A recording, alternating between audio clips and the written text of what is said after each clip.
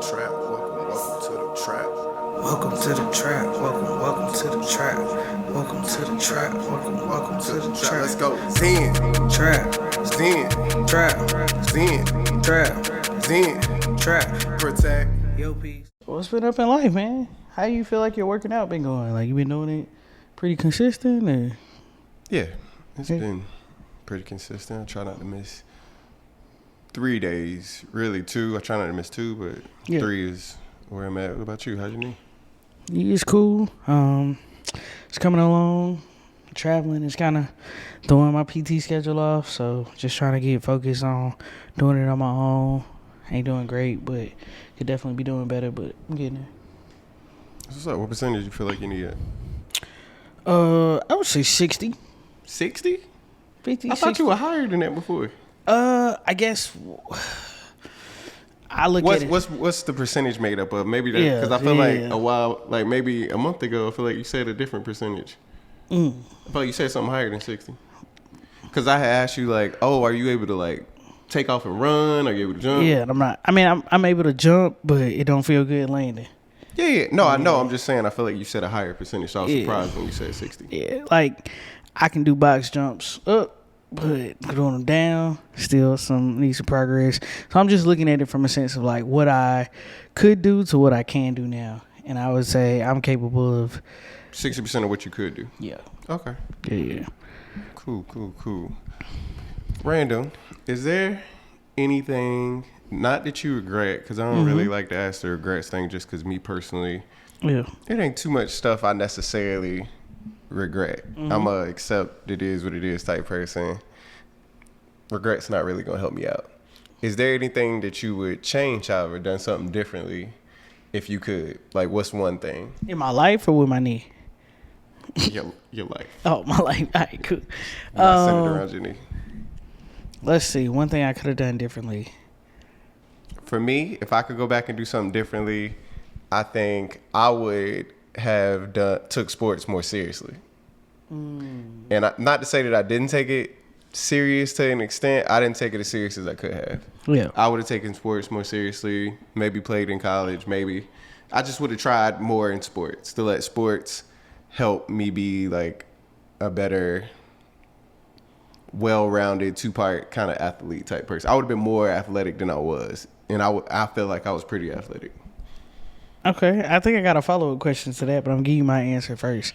Sure. I probably would have been a surgeon. I probably would have really like been a doctor. That was something that I thought about early on, and I was like, it's too much school. But I probably would have did it. Okay. Yeah. My follow-up question to that is, are you saying like, I guess what do you feel like that would have provided you? Like you would have made it big in sports, or you would have just like been more. I mean, I think everybody feels that way, possibly. Okay. Not necessarily that the goal is to make it big, but the goal for me would have just been college and see what happens. Okay, cool. But it's at least give yourself the opportunity. Yeah. The opportunity, and it's not even really about the opportunity. It's more so about I know I could do a lot better in sports than I did. I don't know if a lot of people feel that way. I think a lot of people maybe did probably their best at sports and still might not have got the opportunities that they wanted. I know I did not do my best at sports. That's all. I got you. Understood. That's what's up. All right. Well, welcome back to another Zen Trap Chat. The mission here at the Zen Trap is to inspire and empower people to continuously seek continuously seek eternal peace to maximize their personal potential. There you go. I'm one of your two hosts, Zen P. Yogi LG. Today we got a Zen Trap Chat. We got a new month starting. Come on now. It's Gemini season. Come on now. A lot of my friends are Geminis. We got a lot of stuff going on this month. Summertime. I'm a Gemini. I'm on the cusp at the end. It's summertime happening. People getting on vacations. It's getting warm. And our topic for the month is meditation and finding your peace. Meditation and finding your peace. Right when stuff probably about to turn up and go crazy, we talking about peace and meditation. Absolutely. So why don't you start us off? What does those two things mean to you separately? So tell me, what does finding your peace mean? And then what does that meditation mean to you? Like, what is meditation to you? from what you know about it? Finding my peace is just, I would define it as finding my center, my balance. What keeps me literally like even to a place where I'm not necessarily like, I'm not gonna say I'm not happy, but I'm not in any extreme emotion. I feel comfortable. I feel safe. I feel pretty even. That's my peace. Okay. And to me, that's me having balance does great things in my life. But meditation to me is the process of finding that, to me, to where I'm able to clear other things out of my head so that I can find my balance. Sometimes that I can literally sing a song and it'll almost be like meditation, to where I'm getting to my balance, my peaceful place, my center. So finding my peace is getting to that center place, and meditation is kind of what helps me do that. Okay, nice. What about you? What's your definition of it? I would agree with a lot of what you said. Finding peace for me is, and again, agree with what you said. It's finding that middle ground, that balance of not being too high, not being too low, not letting other outside factors influence my temperament or my emotions, not letting, not feeling even weird on the inside, because I think your perspective is how you see the world and how you react to things and what you can be offended by or like and dislike, all of those things. So acknowledging when I do feel something, trying to really use that as acknowledgement that something is there, and using, like you said, different tools to really figure out, why am I feeling that way? Why am I feeling a certain discomfort? And peace to me is just feeling completely almost normal, where I don't recognize or notice any kind of issues going on in my body and in my spirit, because my spirit can be heavy too. Yeah, absolutely. Meditation to me, like you said, is a tool that can help me find my peace or help me notice those things that are happening in my body. But meditation is really dualistic to me, and I want to talk a lot about duality. We probably could talk about that in another month or just another duality chat. But meditation to me is very dualistic in the sense that you need to focus and not focus at the same time. You need to almost focus and bring your awareness so much to one thing that you are also not focused on these other things. So you're letting emotions come through, thoughts come through. You're not trying to reject anything. You're accepting everything as it is, but you're also very alert and aware and focused as well. So you could be focused on your breath. You could be focused on your senses. You could be focused on, again, concentrating on one thing, sensations in your body, visual. Whatever. There's so many different types of meditations as well. So meditation itself is such a dualistic thing to me as well, and recognizing that I have to focus and not focus at the same time. It's complex and it's simple. It's complex and it's simple. And I know that's tough for people to understand, especially if you really, logical. Because I'm a very logical person as well. So it's hard talking about dualistic things when you're logical like that. All right, so we talked about there's different types of meditation. What is your go-to type of meditation that helps you find your center, your peace, or whatever? What's your go-to type? Yeah, I don't know a lot of the different types of meditation. Okay. So I'm going to just kind of say off of what I do know, because, again, I don't know a lot about meditation. I know very little about meditation. But for me, it's just focusing on my breath and focusing again and letting thoughts pass. I've used meditation as well, and I haven't used it a lot. It might be going on a year. And when I say a year of me starting to try and incorporate meditation, just for context, I've been doing it probably like 15 days straight now, and I can talk about that in a little bit. But before the 15 days straight, I probably only did it 8 times, maybe. You only meditated 8 times. It's probably more than that. That's cap. It's more than 8 times, but it's not a lot. It's not. Yeah, it's not something you did every day. It's not 80. It's a low number because I know we did it at the spiritual retreat. Yeah, and we did guided meditations. How long do you do that? A month, maybe. A month. So that's maybe a month. All right, cool. Maybe a month, 2 times a week, not daily. not even daily in that. Right, cool, so that cool, won't even be 30 times either. All right, cool. So if you round all of them up in the random, all right, I got off topic a little bit, but I say that to say, even when I'm talking to you about meditation and stuff, do not look at me as somebody who can give you sound advice on meditation because I have not done it myself and I know the benefits of it. But when I do meditate, I like to sit really comfortable and still. I like to do follow my breath and inhales, exhales, just really focusing on my senses and sensations in the body and things like that. I found that it has benefited me if I do feel a disturbance in my spirit, or if I feel something weighing heavy on me emotionally, or if I feel like I'm not reacting to something in a way that I want to react to it.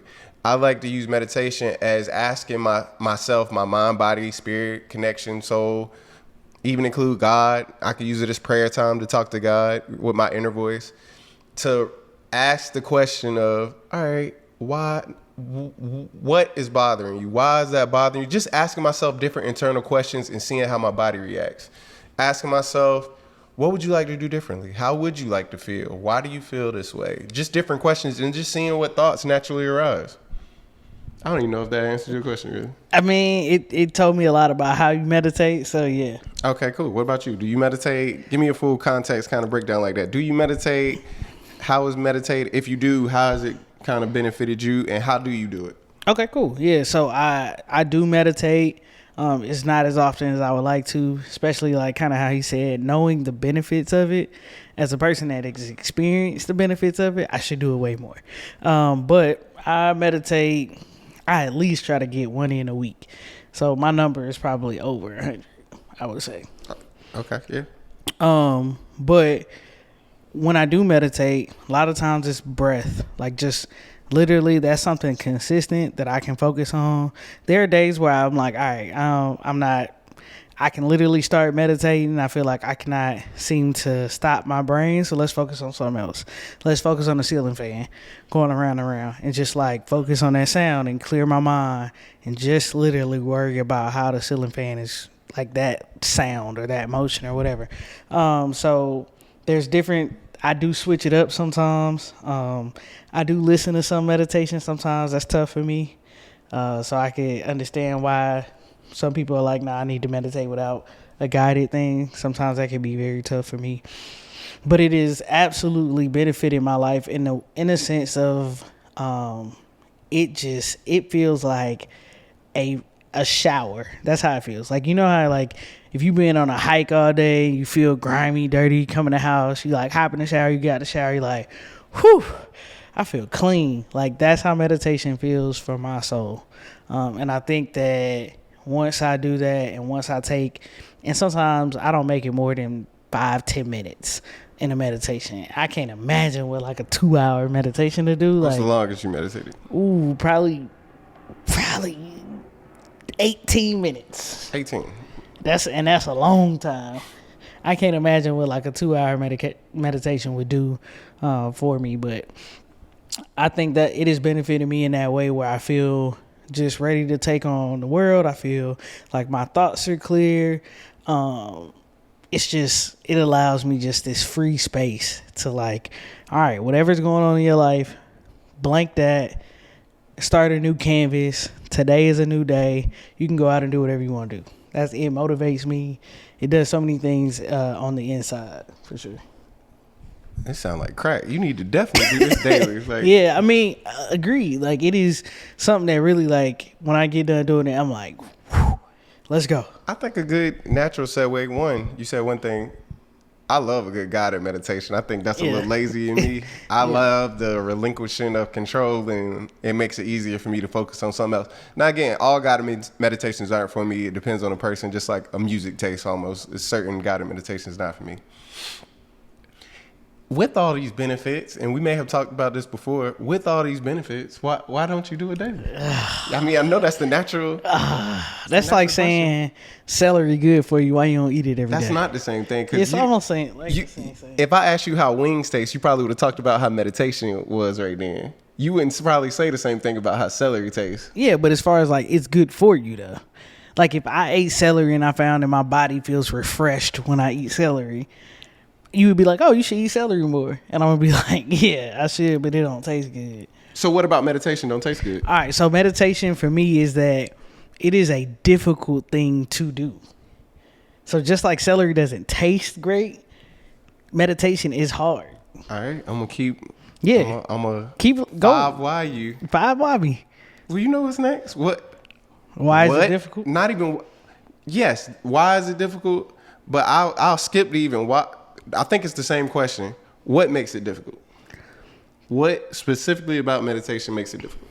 I think this is a theory of LG for sure. It is not facts, so don't take it as facts, people.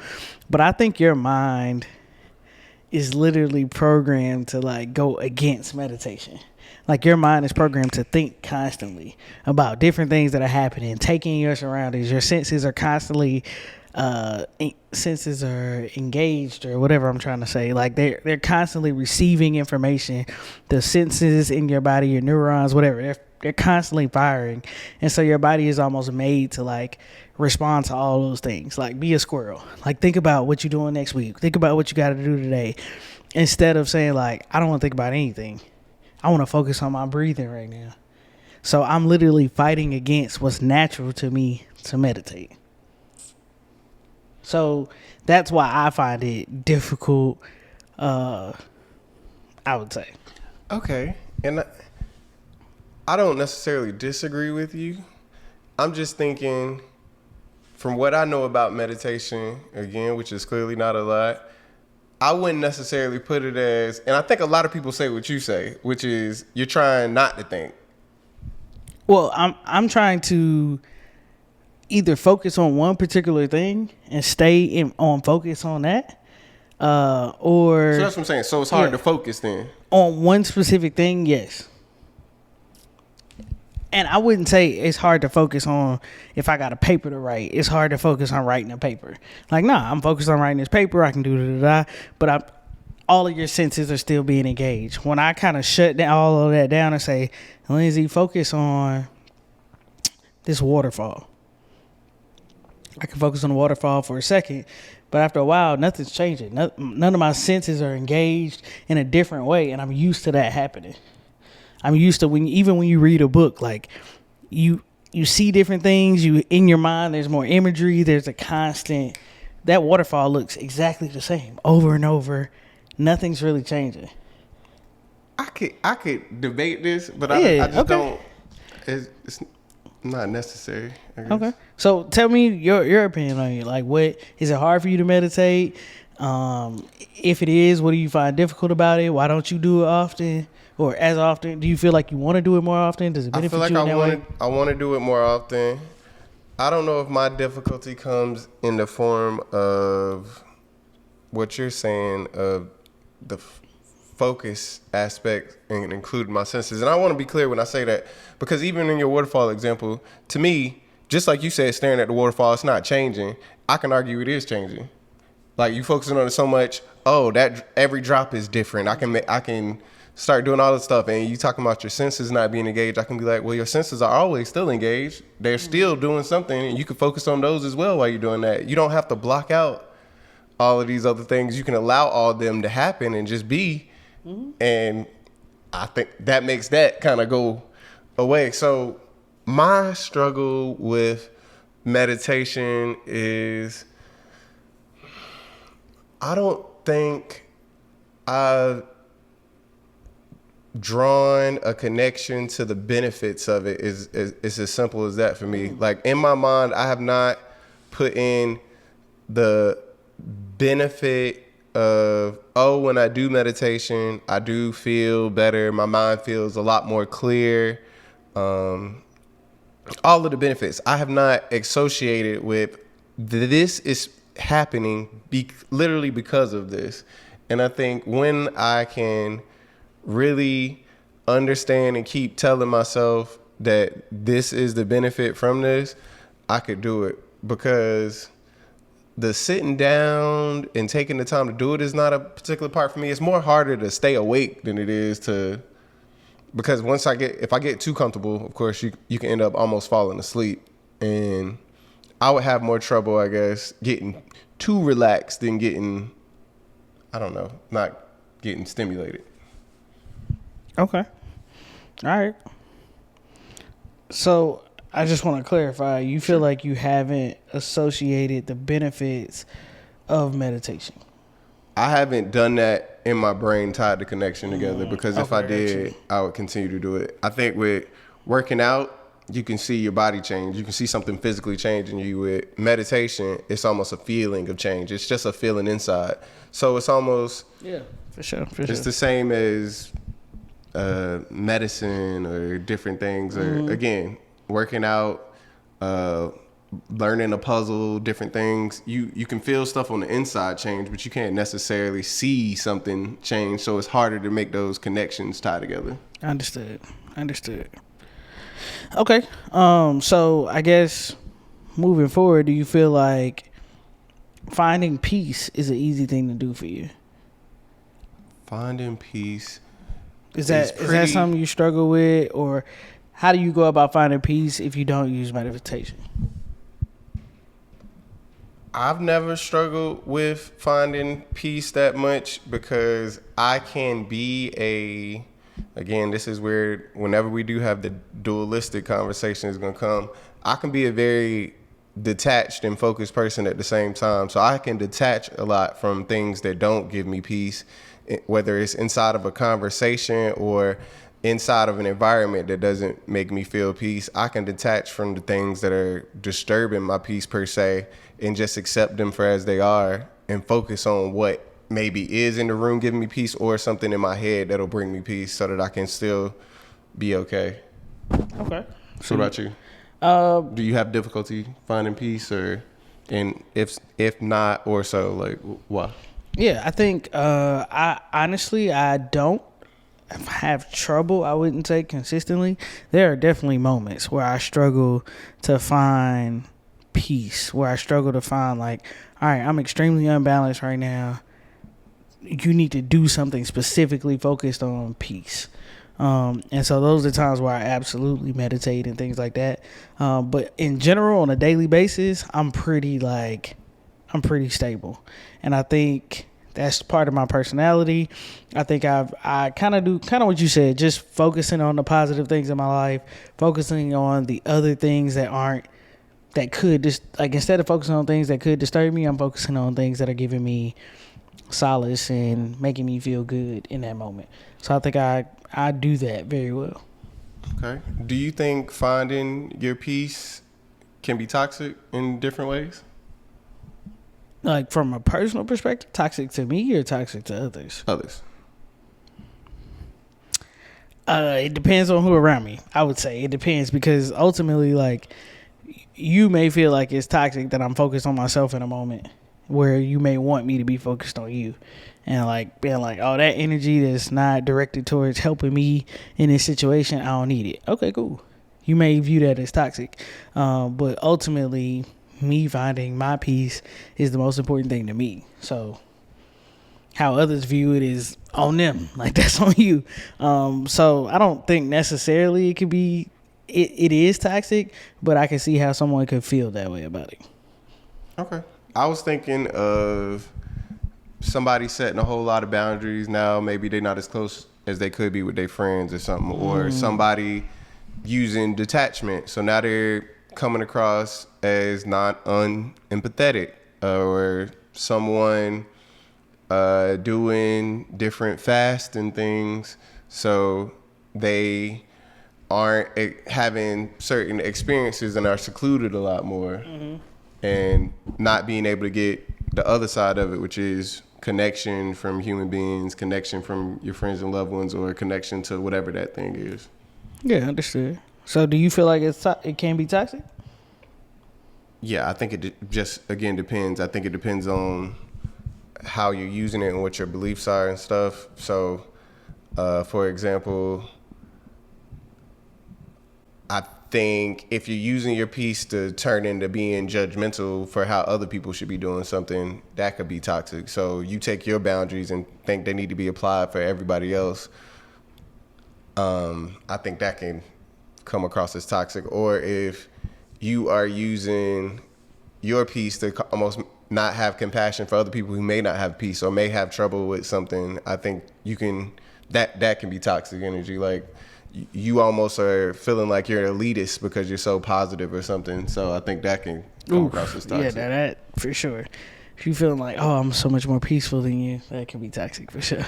I guess how did you figure out like what brought you balance? Like, what was that process for you? I think is using our mission. I think it's a journey of continuously seeking what brings your body to homeostasis. So it's almost the same as food. Homeostasis. Yeah, food. If a food keeps upsetting my stomach or something, I'm not going to keep doing it. So if I'm around certain people or environments or situations that continue to make my spirit feel heavy, if I'm feeling heavy all the time, I'm going to look for activities, techniques, processes, things to make me feel better on the inside. So it's looking for those things that allow me to feel, I'm not going to say good, because I think a lot of people struggle with noticing the difference between feeling good and just feeling at peace, which at peace can be literally just normal. Like that you feel nothing wrong in your spirit, nothing's heavy. I think a good measure of that could be like the quality of sleep you get in that night, or how you feel when no sound, or again, none of your senses are being alerted. If you're just sitting there, which again goes almost to meditation, if you just got to sit still, do you feel okay? Or are like thoughts starting to run out of the, Just thought. run out of the, Are you a slave to your mind? Yeah. What about you? I think continuously seeking is absolutely my answer. I learned very early on that I wanted to be in a place of peace, and I have continuously sought that out. How did you learn it? Like, a lot of it for me was just the music I listened to. So I mention her all the time. NDRE is one of my favorite artists. She's always been on that wave. I started listening to her very early on, and that whole vibe, I clicked with. And I was like, all right, bet. I got to speak words of beauty so I can be there. I have to forgive people. So I'm not heavy with that burden. Like, I'm 14, 15, starting to practice these things. And so I've just continuously sought that out. Good point. You saying that made me think people are really what made me find peace a lot. One, when I was young, I've always found almost everything is funny, which is not. I don't believe everything is funny, but I think you can find humor in a lot of shit. A lot of stuff. You can make a joke almost about anything, whether it's a good joke or not. You know, that depends on the audience. A lot of stuff.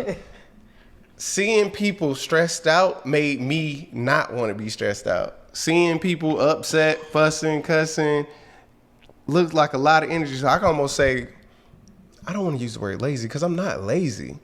Feeling relaxed and seeing somebody relaxed or happy and joyful versus seeing somebody stressed out definitely makes me want to be like, oh, if I got a choice, I'm always choose. I'm gonna pick that every time. Even if you see somebody fussing, if the other person is relaxed but the other person is going crazy on them, you be like, even if that person's saying the best jokes ever, you are not phasing this person. That is amazing. And then I would watch Bruce Lee movies and all this other stuff and be like, water my friend and all this other stuff. And it just made sense. I don't know. It just resonated with me. It clicked, like, yeah. A young age.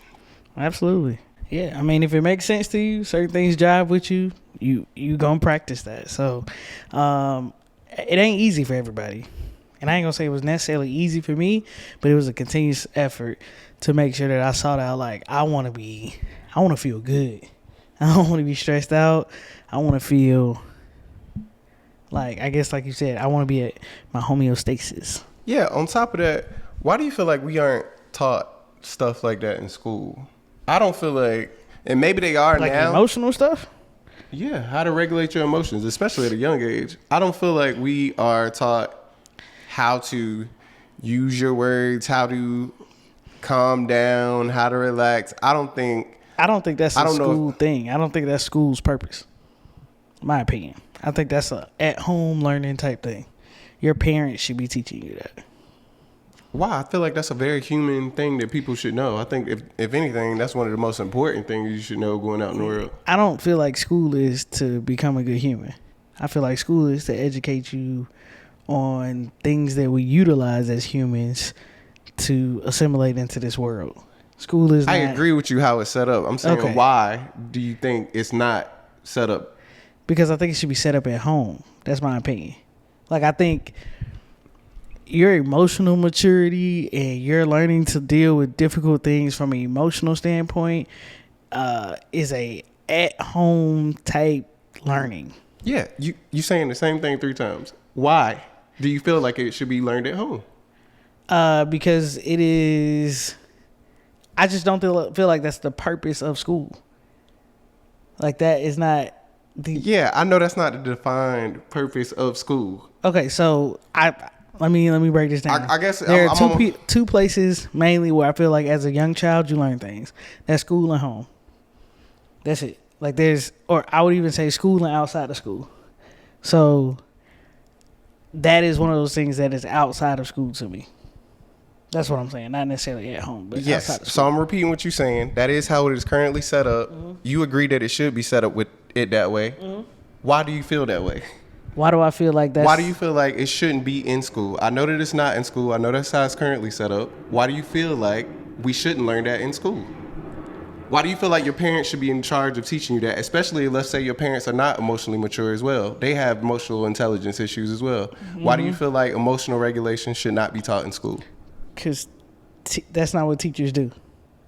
I guess I don't know how to explain anything outside of, like, that is not the role of teachers to teach you emotional balance. The role is to teach them. Let me ask you factual things. So if you don't think it's a fact on how you can regulate your emotions, like, you don't think there are techniques? It's different for every child. It's very unique to children. It's unique to your experience, what you're living in, your state. Like, so you don't think it's techniques that are proven through facts that can help you regulate your emotions?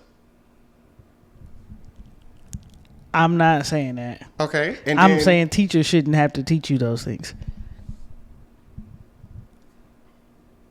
Why would I put that on the teacher when she already got to teach you the facts about social studies and the things that have happened in society as far as wars and math? Two things to me.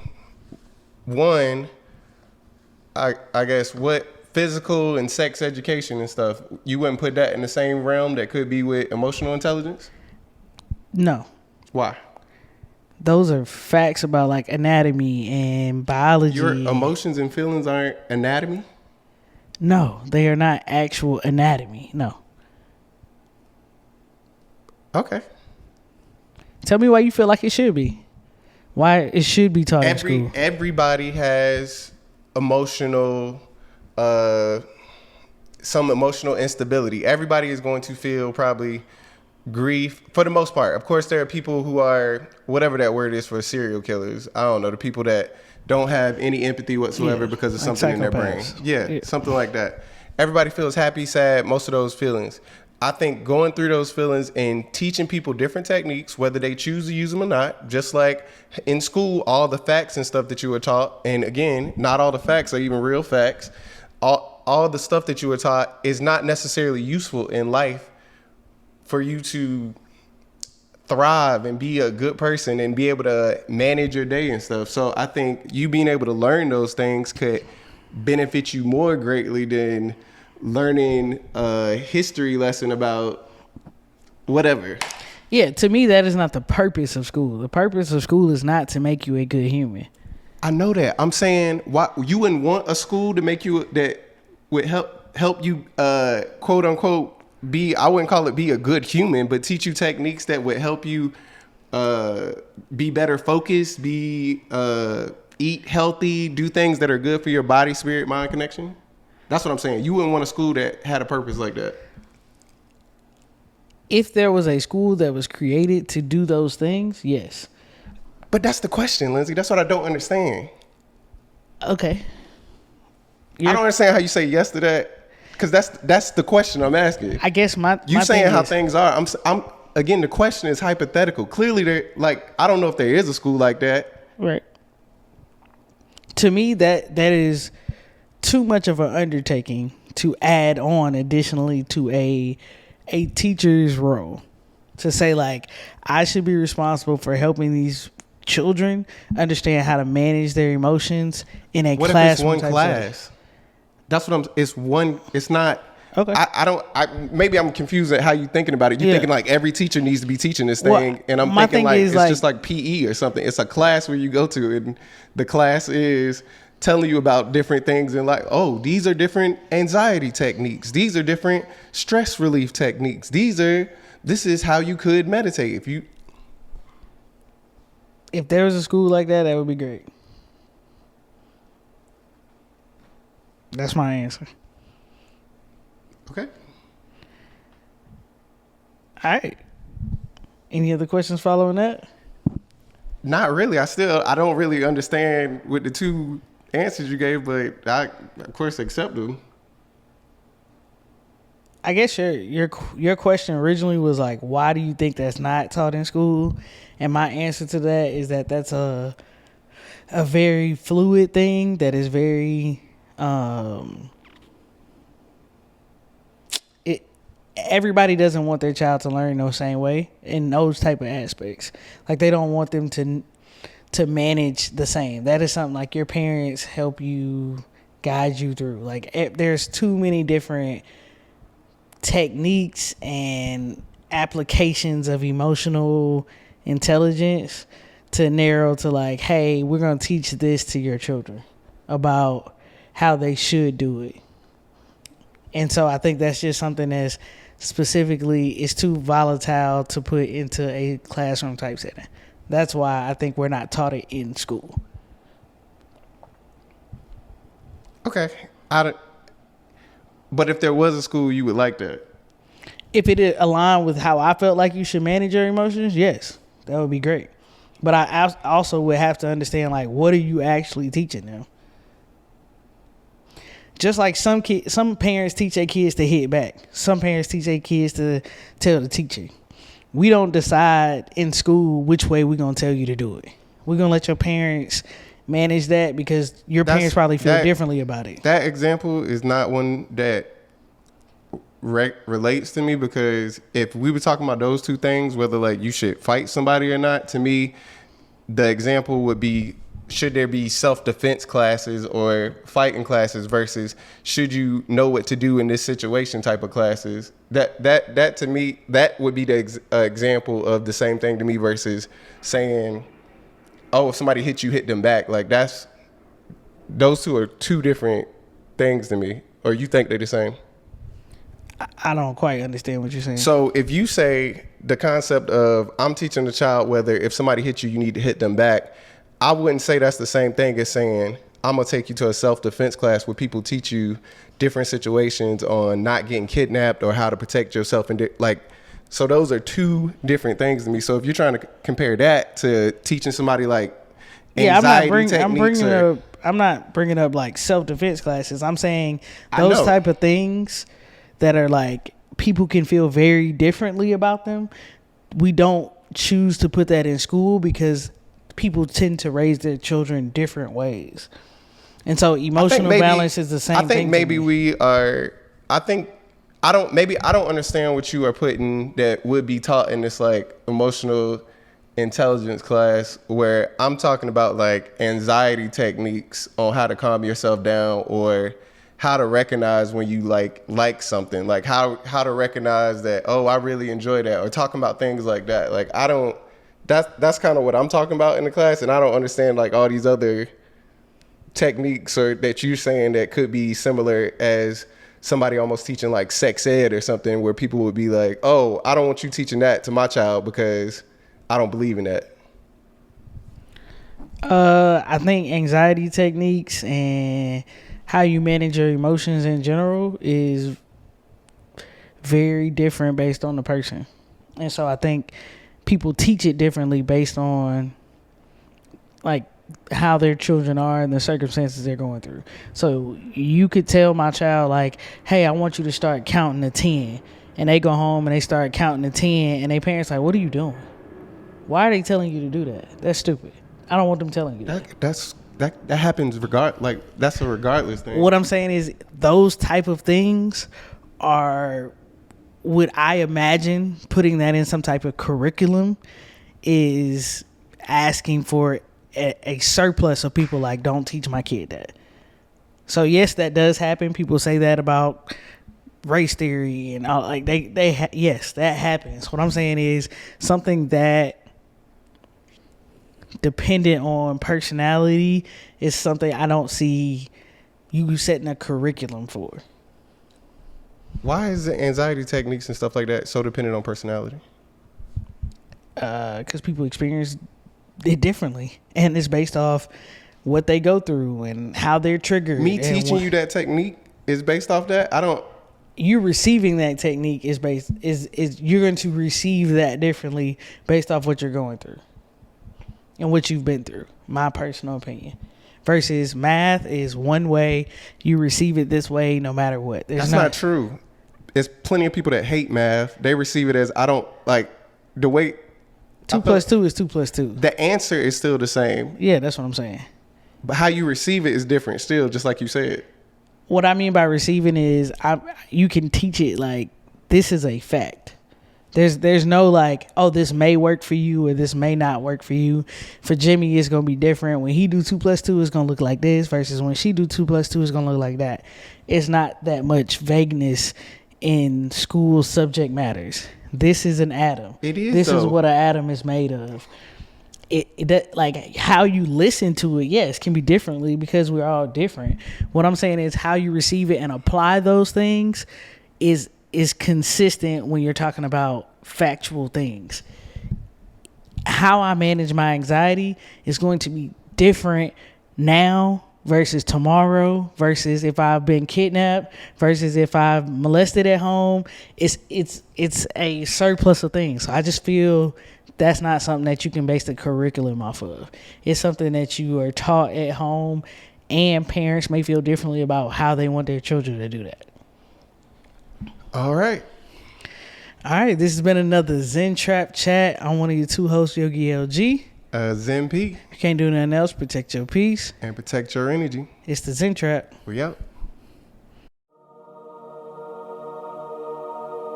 Welcome to the trap. Welcome to the trap.